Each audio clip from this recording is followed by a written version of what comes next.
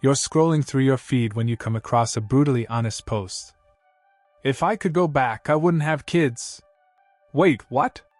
Parenthood is supposed to be the ultimate joy, the next step in life, love, and legacy.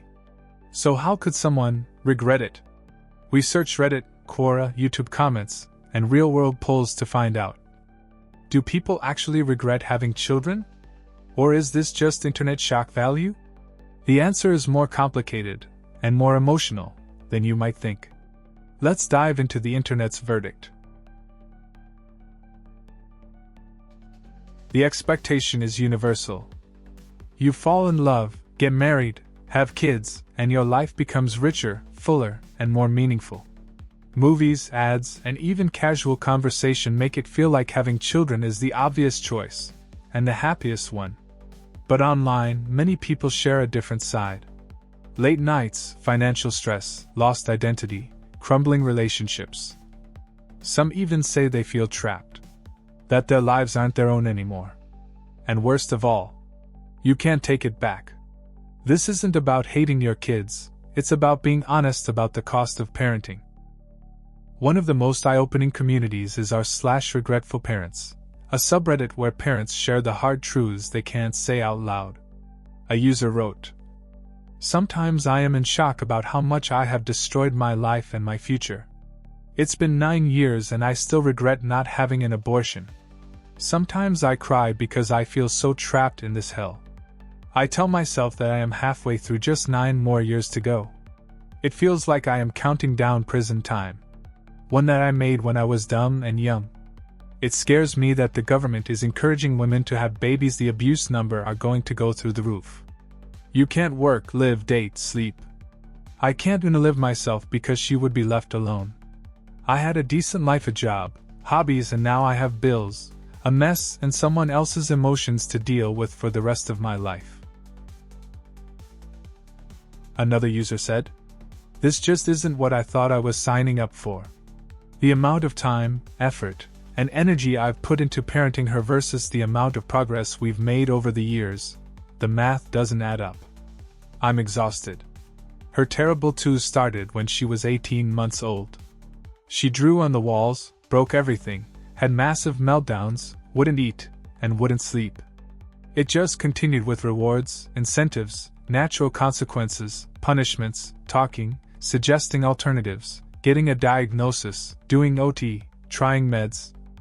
It feels like one long slog. The years blend into one another as we continue to work on the same issues. 1 step forward and 2 steps back. She watched squirrels instead of learning penmanship and phonics, so I pulled her out of one school and put her into a school that works with ADHD/ASD kids. It's the 5th school she's been at after having issues in every environment. I'm the one who always got the phone calls and had to find solutions. She'd bully her classmates, or get bullied. She'd come home and harass us or the dogs. My nervous system is always on when we're in the same space because I'm expecting the next issue, intervention, or screaming fit. I can't ever just be in the same space, take a deep breath, enjoy her, or enjoy my time. I'll be the first to admit that I never bonded with her. I take fantastic care of her and her needs, going above what's expected, but at the same time, I wish I could reach into her head and rewire all of the neurons differently. I hate the loudness, chaos, drama, stress, and work that she brings. I've had to give up on having certain parenting experiences because the likelihood of them being more of a struggle than their worth is high. I've fantasized about what life could have been like if I'd gotten an abortion. Just to clarify, I wordlessly leave the room when she gets to be too much for me, no physical violence.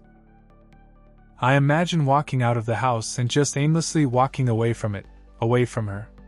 I've hoped that, if not the therapy, then time could help her mature into something more tolerable. Consequences don't stick. What OT tells her doesn't stick. Meds haven't been a drastic change for the better. I want to value peace and security in my own home, but it feels like I can't have it because it's incompatible with how she is. I just want a neurotypical child." Another user said, "I'm a 38-year-old with a young adult and a newly teenage child, both of whom are still at home. I'm counting down the years until my younger child is of age. I never wanted to be a mother, but due to my religious mother, I was strongly encouraged not to get an abortion.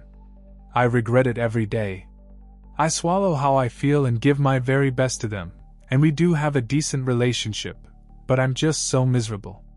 I thought I would only have to worry about my younger child during this time in my life, but my older child is still home and has no concrete plans. The adult child is in a relationship where their partner is over all the time, and it feels like my personal space is being suffocated. The adult child's partner is well-mannered, it's just that they are clingy, and I've somehow become their surrogate mother due to their bad relationship with their own mom. I work 2 jobs just to make ends meet. My adult child works too, but they make so little that it just feels like a waste of time. Luckily, I enjoy what I do, healthcare related, so work has become my escape. I wish I had time to better my education in my field, but I don't have the time, the finances, or the mental strength. If I'm shitty for how I feel, so be it. I find myself crying twice a week. Another user with a more of a positive experience. My husband and I both grew up in stable, loving families. I grew up with lots of siblings. He's an only child. We have 1 child, almost 5, and being a parent to her is the hardest thing I've ever done. It's also the best thing I've ever done, and I enjoy every second of being her mom. It's exhausting, joyful, meaningful, hilarious, truly, the meaning of life. I'm already sad about watching her grow up so quickly, and someday it will just be me and my husband again. Here's a conversation we had the other day. She was sitting at the kitchen table and found an old catalog from the mail. She came across an advertisement for a treadmill. "Mom, what is this?" "It's a treadmill. People use it for exercising. They get on and run, but stay in one place. There's a belt that moves, so someone can run in place without moving forward." She paused and thought about it for a moment, studying the picture. "And do they just run until they die?" I actually spit my coffee all over the table. On Kora, the topic sparks raw, complex answers. One parent shared, "A huge number of people seriously regret having kids. They'll never admit it, but it's obvious if you listen and watch how they act around people who made the choice to never have them. Just watch the husband/father's face when you bump into him while you're out on your new sports bike, and he's reminiscing about the days when he used to ride, or when he was allowed to still do so. Try having a conversation about each other's lives when you and your fit female partner are talking about going out on the weekend with your married, mortgaged, stressed, out of shape, parental friends who decided to have a couple of kids a few years ago. Or more simply, just observe the downhill slope of a once easygoing, fit, happy, relatively stress-free person over the next few years after having a kid. Watch the change in them physically and mentally, and you can easily see the resentment, no matter how hard they try to hide it. Even more telling is, if you're the right age, just watch how your friends who've had kids desperately try to push the same life on you, telling you how you will want them, give it time, they complete your life. And all sorts of desperate, bitter projection. Possibly the perfect example of misery loves company. Another one on Kora. Honestly? Sometimes. Depends on your timing, amount of children, and your personal financial situation. But I'm not going to lie, sometimes. I'm sure every parent has their moments. And in the comment section of YouTube videos like why some parents regret having kids, viewers echo similar themes. I wish more people talked about this before I had kids. It's not always magical, sometimes it's just survival. A 2021 study in Germany found that 17% of parents surveyed said they would not have children if they could do it over again. In the US, a Pew Research poll shows that 44% of non-parents aged 18 to 49 say they don't ever plan to have kids, and for many, regret they once thought they should. Searches like "I regret having kids" spike in parenting forums and Google Trends, especially during life transitions, post-baby, school-age years, or teenage rebellion. But many experts say these feelings are often rooted in burnout, lack of support, and societal pressure, not a lack of love. Why don't more people talk about this? Because regret and parenting are almost incompatible in public discourse. To say, "I regret having kids," is seen as selfish, cruel, or even dangerous. But in anonymous spaces, people finally express what they can't say in real life. And in doing so, they start a new conversation, one not about blaming kids, but about recognizing how parenthood changes everything. So what's the truth? Pros of having children: deep love and bonding, a sense of purpose and legacy, joy from watching someone grow and thrive, creating a family and shared memories. Cons people mentioned: loss of freedom and autonomy, mental and physical exhaustion, financial strain, impact on careers, identity, and relationships. No off switch, parenting is forever.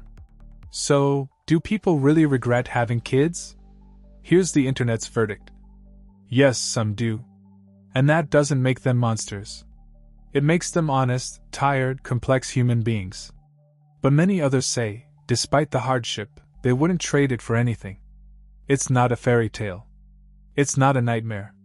It's real life. Now we want to hear from you. Do you think people should be more honest about parenthood? Would you still choose to have kids if you knew what it really entailed? Leave a comment, we're listening. And don't forget to subscribe for more deep dives into public opinion every single week. Because next time, we're tackling another tough internet verdict.